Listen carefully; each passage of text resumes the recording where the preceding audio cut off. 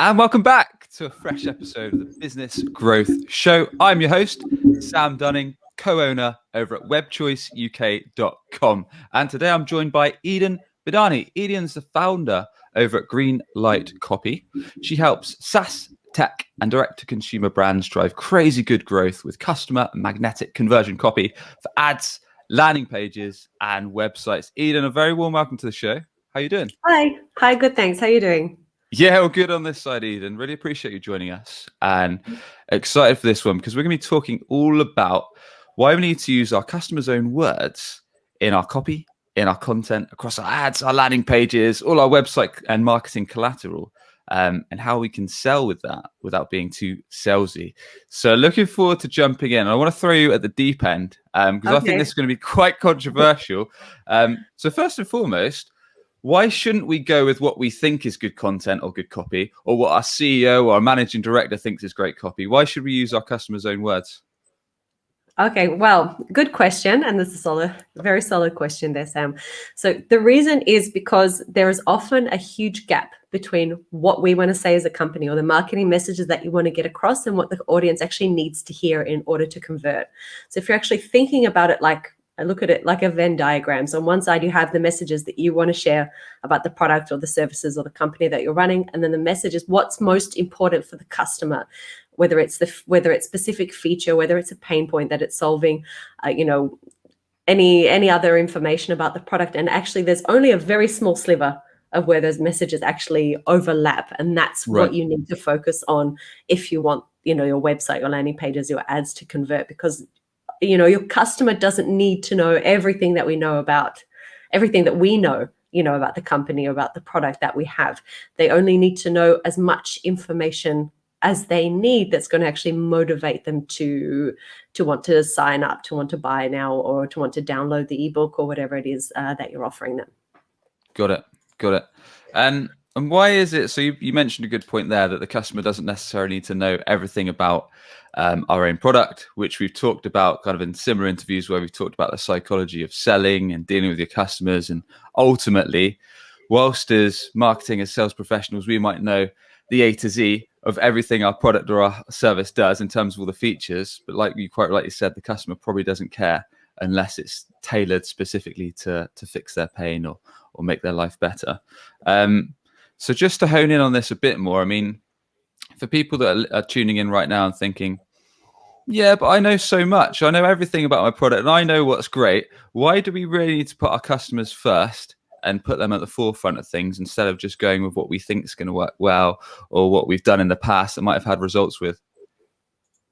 Yeah, because users these days, they expect more. They know that the power is in their hand. That's why, for example, the product-led growth movement is so strong in SaaS now for offering a free trial or a freemium plan permanently, giving users the ability to actually use the product, to actually find the value in the product before they're actually required to purchase something. It's the same like we used to hop into a retail store, pick up the sunnies, you can try them on, see which shades, which style suits you best, see if it fits you before you actually make the decision to purchase. And so that's what your copy is actually doing. It's helping show the customers that your product is a right fit for where they're at in their lives, what they're looking to achieve in terms of the transformation that they're looking to achieve in their own lives as a result of purchasing said product or signing up for a free trial. And so the copy is helping connect just those two dots for them. And I also used to work in sales. So I used to make that classic mistake. So in the beginning, I used to think I had these products and they're so incredible. I used to overload the product demos with so much information and the customer would just get so overwhelmed. It was too much to absorb all at once. You can draw a line in the sand as to how much value you can show about the product up front and letting them discover the incredible value of the product themselves once they actually, unbox it or start using the software or whatever it is. So, you only need to get them to that halfway point, because if you're delivering a great experience on the other side, they're going to discover that for themselves. And that's what makes it also exciting. That's what gives them a really consistent, really incredible customer experience. So you're giving them enough information. You're not deliberately withholding information. Heaven forbid, that's not what I mean. You're actually just strategically showing them the most crucial pieces of information, what matters to them the most. and then sort of dripping out, leaving that like that trail of breadcrumbs to actually get them to convert, and then they experience the true full value of the product, and then it's just a mind-blowing experience for them on the other side. Yep. And that part of what matters to them, I think, is going to be really important in terms of what we discussed today. So in terms of actually being able to put this into practice, what do we need to think about? What do we need to consider? And perhaps we can go through a step by step. How can we go about asking our customers for this information? How can we make sure that we actually go about it in a right way instead of perhaps just looking at past case studies or things like that? Is there a specific strategy that we need to adopt when it comes to using our customers' own words in our copy, Eden? Yeah, absolutely. So in terms of that, so we're really looking at getting as close to the end customers as possible. So that's going to involve conducting, speaking with them on the phone, speaking with them over Zoom, conducting surveys. So not just normal NPS. Did you like this product? What colors do you like? Kind of things. It's actually asking them kind of interesting qualitative questions, like what were, where did you experience any difficulties while signing up, or was there anything that maybe made you feel that this was not a smart decision, or to try and figure out what their objections are, what they struggled with, what was going on in their lives when they started seeking out a product or a service like this. So to try and connect the dots, again, really between what they were looking for, what's happening in their own world, because, we know what's happening in our world, but what's happening in our customers' world is incredible. It's like it's the same idea when you're thinking of ad placement on different platforms. If people are on LinkedIn or people are on Facebook, they're not on Facebook to see ads. They're not on LinkedIn to see ads. They're there to engage with interesting content. So you need to first and foremost make sure your ads or content are interesting to your audience. You can't just say, download this ebook. People aren't on LinkedIn to download ebooks. They're there to engage with content that's interesting. So you need to give them a reason why this ebook is interesting, or why they should read this. And doing customer interviews, doing customer surveys, just speaking with the customer and trying to understand what problems are going on in their world, what things they're struggling with, what's their kind of outlook on life, and so to see how your product fits into that huge complex of their own lives, and not how it fits into the context of our lives as this is what we're selling. Got it. Okay, that's starting to make sense. And is there a best practice that we need to adopt when it comes to this, Eden? I.e., if we're looking to phone or looking to set up Zoom sessions, whatever video conference we want to use with our existing customers, do we need to kind of say, look, to our marketing manager or our team, can you send me all our 100, all our 1,000 customers, and I'm going to work through those? Or is it a case of we just speak to our 5 best? Or is there a kind of strategy that we can use in terms of making sure we're not doing tons and tons of work, but at the same time we're getting enough intel at this stage that we can then move forwards with? Yeah, absolutely. So you don't need to speak with all the best customers. You don't need to speak with all of the churn, customers that have churned. It's a good idea to get usually between 5 to 10 customer interviews or contacts with customers that really like the product. But you would also like to speak to a couple of people that might have signed up for a free trial, or might have signed up for a sample and then churned. Right. And then as well, some people who were previous customers but are no longer customers. Right. So you want to get that full spectrum, because then that's not just going to help inform your copy. That's actually going to inform product. That's going to inform marketing. That's going to give you a lot of golden nuggets for other different areas of the business. But it's going to give you that full perspective of how your product or how your service is perceived by your customers. And so then you can actually put measures into place through the copy. You can plant seeds of information so that people will, to help mitigate those objections, or to help make things that were unclear clear even before they buy or they sign up. Yeah, that's really interesting. So some of this, it sounds like, goes beyond just giving us useful bits and pieces, golden nuggets for our own copy, our own content. But like you said, it can form all other aspects of our company in terms of sales, customer churn, and like you quite rightly mentioned there, customers that have perhaps dropped off, and learning why that happened, what issue there was along the way. Perhaps it was something you didn't even think about, and it's going to help you with a useful piece of information that you perhaps need to update your website, perhaps you need to improve your customer service or how you manage clients. That's really interesting. Okay, cool. And is there, in terms of these interviews, is this something that customers are typically happy to do? If you, from your experience, Eden, or from your client's experience, when you, because I'm sure a few people tuning in are going to feel a bit weird, like, should I really ask my customer for 15 or 20-minute Zoom? Is it something they're generally open to? Do we normally need to say, look, I'll do this and I'll get you a meal in return, or I'll get you a coffee, or is it a bit weird, or is it quite easy from your experience?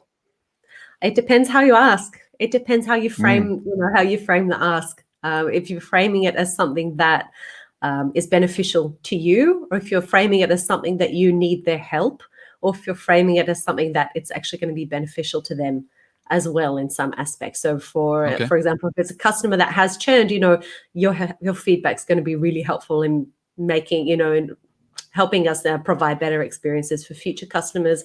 You can always sweeten the deal with a little incentive, if it's an Amazon gift card, or like you said, a virtual coffee or anything like that. That can always help. Sure.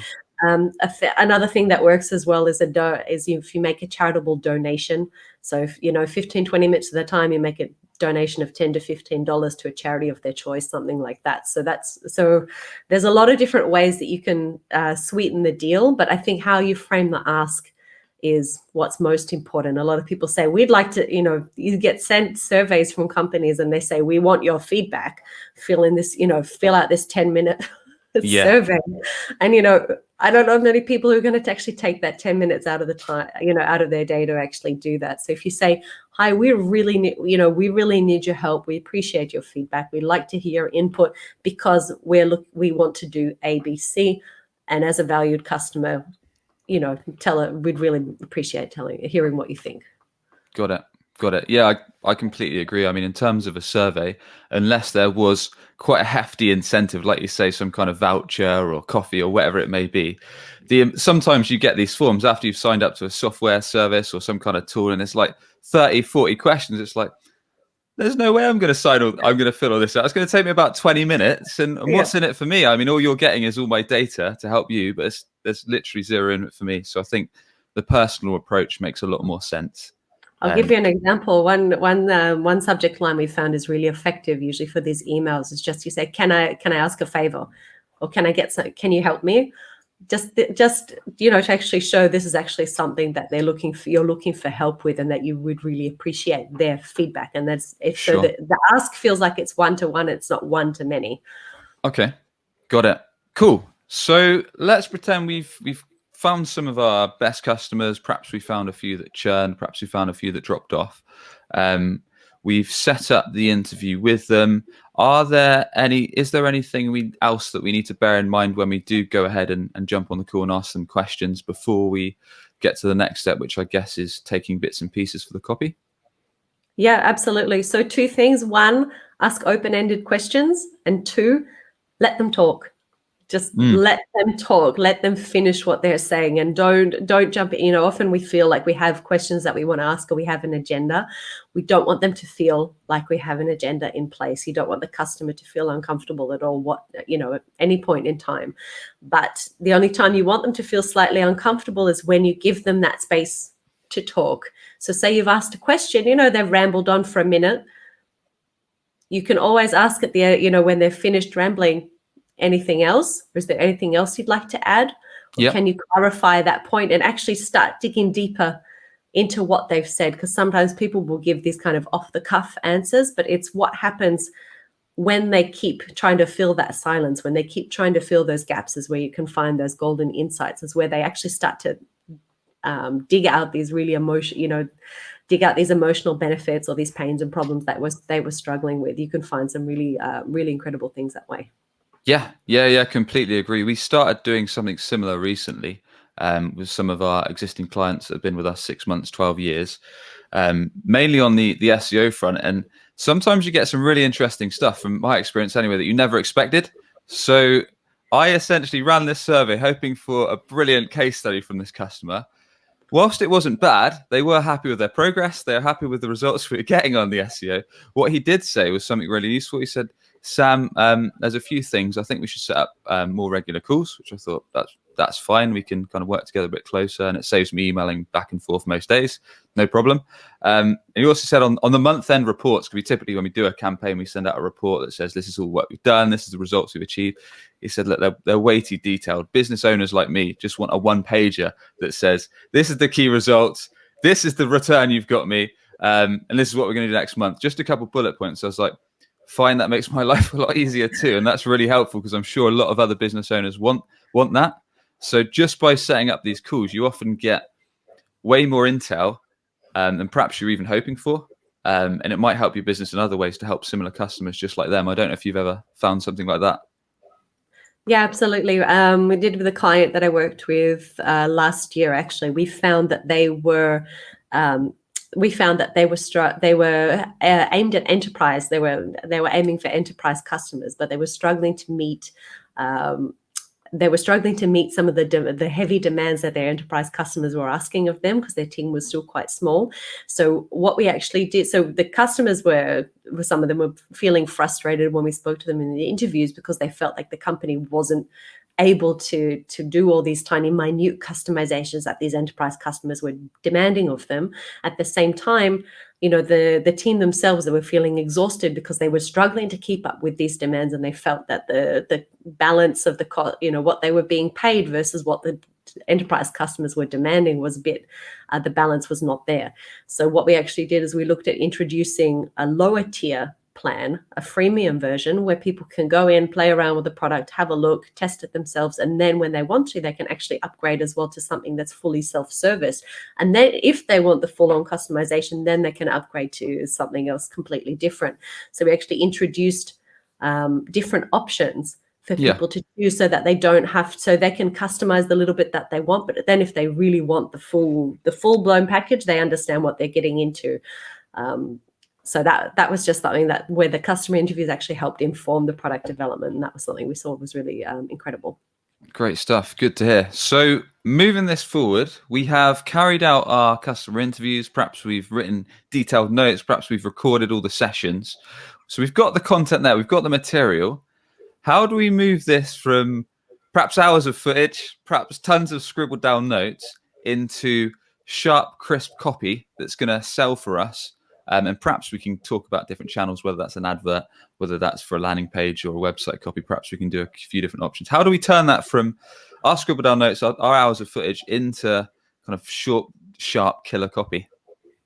Yeah, so the first thing you do is you don't sit there just reanalyzing all the hours of video footage by yourself. Actually go and get transcripts, get human done transcripts of everything, so that you can read through them quickly and cover hours of footage in a very short period of time.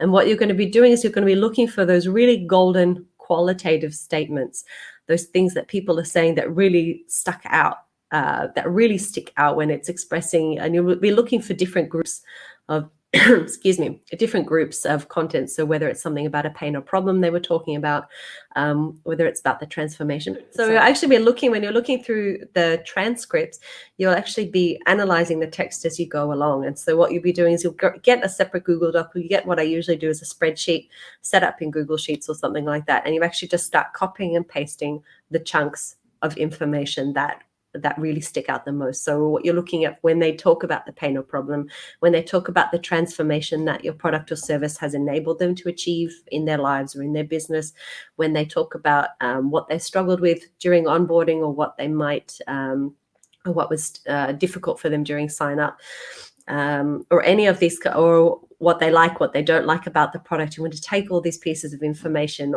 really chop out the sentences. It doesn't matter who said it. It matters in terms of whether the customer was a happy customer or a customer that's churned, but you're organizing that information by these different groups, so that when you come to sit down, all you really need to do is you're taking, your marketing framework or copywriting framework and starting to organize these golden pieces of information in a framework, and then kind of putting it all together like a puzzle. Got it. Okay, no, that's a great starting point. And I know often when I'm speaking to clients, or if I'm having one of my rants or rambles on LinkedIn, for example, and you'll probably know better about this, Eden, than I will. So one thing that frustrates me a lot is when I jump on a website, a homepage, or someone's landing page, and all they're talking about is how good they are, or how good their service is, or how good their company is. So, for example, if you go on the homepage and it says we're award-winning, or we're the best in practice for this, or we've just been nominated for 5 awards, or we've just got seed funding, it's like, I couldn't care less. Ultimately, as a prospect or myself, if I'm jumping on your website, I want to know what you do, how you can help me, and how to get in touch. So if I don't know that exactly what you do, how you can fix my problem or make my life better, and it's not really easy for me to give you a call or email or get in touch or purchase if it's e-commerce, then ultimately you've lost me, and you've probably lost a lot of potential clients just because you've rambled on about how great you are rather than how you can help me as a prospect. So does that relate into this, or is kind of working these points that we've talked about earlier in terms of identifying perhaps the problem they came with you, the problem the customer came to you with, how you help them overcome that, what it's been like working with you, and so on, or is it a bit of a finer practice in terms of weaving that into your website or landing pages? So I think it really depends on the stage of awareness that your prospect is. It depends on 2 things: the prospect stage of awareness when they're arriving on your website or your landing page, and it's their level of sophistication. So, for example, if you have a software product that's for academics who are extremely technically literate, then you'll need to use slightly more sophisticated language, or you can talk more about the solution first and how it's helping them, and you can for example, so if they're aware of other solutions and this audience is sophisticated, then you can talk more directly about your solution and how it's positioned to better serve them than other solutions existing in the market.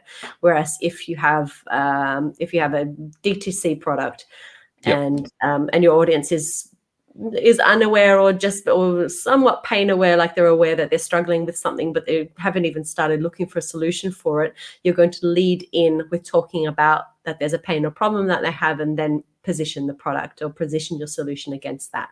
So finding the from the information that you've gathered in the customer interviews, that helps you map out your messages on the website, so you can answer those questions. Who are you? Why should I care? What are you selling, and how you can help me? So you can answer all those questions on that page using the customer's own language. And so it's not coming, we can help you because we've won 5 awards. No, we can help you because this product has been designed in this specific way, these specific features to solve these specific pain points. And that's a great point as well, understanding where your audience is at. So I suppose if you're selling something that's perhaps software, perhaps it's extremely technical, and perhaps you only ever deal with, I don't know, chief technical officers or heads of IT, then the chances are the text, the copy you're using on this website doesn't need to be plain and simple. You probably can use more jargon if the customer's using it right. Whereas the other reference you made, whether it's perhaps direct to consumer, it might be a little bit more simple. Is that right? Yes, absolutely. So that's one of the things you'll discover as well in the customer interviews. So if you have a handle on who your ideal customers are, and the customers that you're interviewing do kind of reflect your core buyer personas, so you can direct them. If they use those words when they're speaking to you, if they use the jargon, if they use the complicated tech when they speak with you, then you can weave those words in. At first, the general rule though of all copy online is that it needs to be easily readable. So they usually recommend about a 6 to 8, between a 5 to 8th grade reading level, simply because people scan a lot online. We scan quickly, we browse through. There's so many messages. We're reading 10 blog posts, or we're looking at 20 different, social media platforms at the same time. So people are scanning, they're scrolling really quickly. So you need to make sure your message is easily understood, first of all. If being easily understood includes the jargon that your customers use when they're talking with you and when they're talking amongst themselves, that's fine.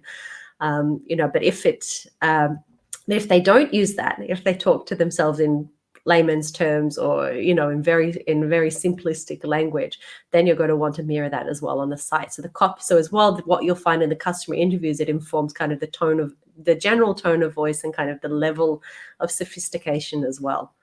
Yeah, And that makes perfect sense.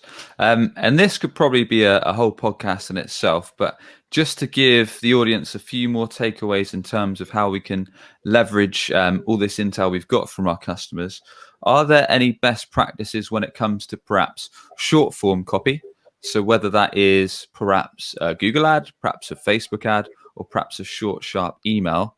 And then perhaps we can go on to maybe a few best practices for either website, homepage, or landing page. So to get across a really powerful message in a very short amount of time, it's really great to go back to two of the oldest copywriting formulas that we have out there, just to help you structure the message most succinctly as possible. And so those two are PASS, pain, agitation, solution, and AIDA. So it's attention, interest, desire, action. So if you're struggling, if you feel like whatever you're writing is too wordy, or you know that it's too long, or you really need to cut out the fluff, just this will help you condense all of that into into 2 to 3 kind of sentences that really get across what's the product, how it's helping them, and why they should take an action. Gotcha. And in terms of putting together something a bit more long form, do we have more flexibility? So whether that was our homepage, our website landing page, or product page, whatever it may be, can we then just kind of flesh out the kind of problem or headline to start with? Can we then put a bit more meat on the bones with the kind of value proposition and then have call to actions, or is there a bit more to it that we need to consider? There is a bit more to it that you need to consider. There's a lot of nuances, especially on a homepage. If your homepage is acting like a signpost, like you want people to land and then take left to the about us, take right to see all products, things like that. If it's acting like a signpost with multiple different competing calls to action, or if it in itself is acting like a landing page, so you have one core product or one core tier, and you're looking for them to have enough information by the time they get to the bottom of the homepage to actually make a decision whether they want to buy or sign up just based on the homepage itself. So that first, the structure of the homepage and what you want to achieve on the homepage, that's going to help direct what messages and what copy needs to go in there. But at the same time, the headline is probably the last thing that you should write. Should look at making sure you've covered all those core sections on the page, like you mentioned. What problems you're solving, why customers come to you, what the product is and how it helps them, why they should listen to you, who you are, what you do, and why should I care. Those core messages need to be addressed on the page. And then once you've addressed those, then you can go and see headlines that fit all those different sections at the same time. And that's probably a nice way to wrap up. Is there any way to make sure that your headline itself is striking? Is it just a case of what you said there, Eden, making sure it wraps up all of the points that we've gone through in the interviews and all the content we've put into the rest of, whether it's perhaps a landing page or a long form piece of content, and making sure that's encapsulated in one line? Or is there a more simple way to do it? Or is it a bit of everything and striking a balance? Well, the simplest way to do a headline, and what we find is actually usually really effective, is making sure that the headline, the purpose of the headline is really just to get people to read the line after it. And the purpose of the line after it is to get people to read, scroll below the fold and keep reading. So every line of copy is meant to get people to read the next line. So in terms of writing a powerful headline, it doesn't have to be this blanket statement. And so when I'm saying when you have a headline that encapsulates the information on the page, it's not like a headline, like a title of an essay. You need something that's compelling enough that it's going to make them want to read the next line, and it's going to make them actually want to scroll below the fold and learn more. So you're going to give a hint as to what, you're going to tell part of the story, but not all of the story. So at least make reference to the product, what it is and what you're doing or how you're helping them, but without giving it all away, that they actually have to scroll below the fold to learn more and to actually fill in those blanks. Yeah. So to keep the viewer or the reader thirsty for more, it sounds like. Yes, absolutely. Got it. Brilliant, Eden. Well, with that, I want to wrap things up and really want to thank you very much for coming on the show. Really enjoyed it. And thanks for sharing some best practices when it comes to creating copy. And for anyone that does want to learn more about yourself or work with yourself, what is the best way that we can learn from you or get in touch? Yeah, best way would just be to follow or connect with me on LinkedIn. Cool. Will do. And we'll put all of those links to yourself and your website in the show notes over at businessgrowth.marketing. And with that, thanks once again. Really appreciate you coming on, Eden. No worries. Thanks for having me. Cheers. And if you enjoyed the show, be sure to hit subscribe to Business Growth Show, wherever the heck you get your podcast from. We interview business leaders each and every week to provide actionable tips across marketing, across sales, all to help you grow your business. And with that, we'll catch you on the next episode.